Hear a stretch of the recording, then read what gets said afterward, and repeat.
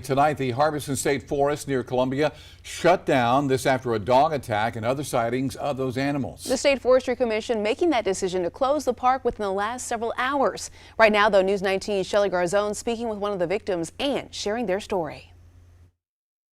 When I was fighting those dogs, I said, God help me. What started out as a normal morning run for Winston Holiday quickly turned into a fight for his life. So started running, was about a half a mile up the trail, and then over to my left I heard some barking, and I looked over, and about 15 or 20 feet into the woods there were these two pit-looking dogs. Holiday was on his normal run on a trail at Harbison State Forest. They split so that one would be on one side of me and the other was on the other, and then they continued to sort of make aggressive moves in.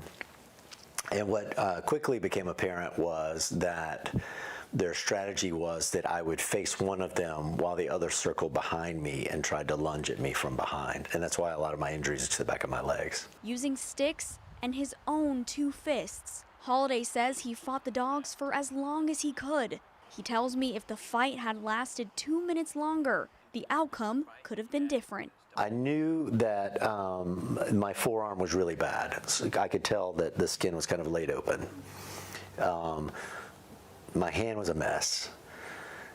There was blood all over my lower legs and running into my shoes. Holiday says he's thankful for a Lexington police officer who just happened to run by at the perfect time. His arrival scared off the dogs. This violent attack wasn't the first time dogs were an issue in the forest this weekend. The South Carolina Forestry Commission says Friday afternoon, a teen was cornered by 2 dogs as well. He managed to get away without injuries when more people arrived on the scene. Because of these frightening incidents, the Forestry Commission has chosen to temporarily close the park. Unfortunately, they range all over the place, which is going to make tracking them down difficult. Additional personnel will also be on site patrolling the area. And some might say, well, isn't this a bit extreme to close the forest 2,000 acres for a couple of dogs? We didn't think so because of the aggressive nature of these dogs. So that's kind of how we evaluate it. What's the risk to the public?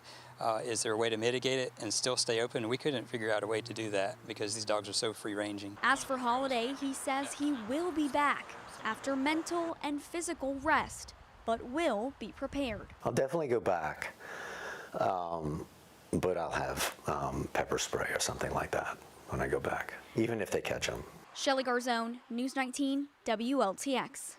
Shelley, thank you so much. And as of right now, the forest is going to stay closed until at least Thursday. Well, some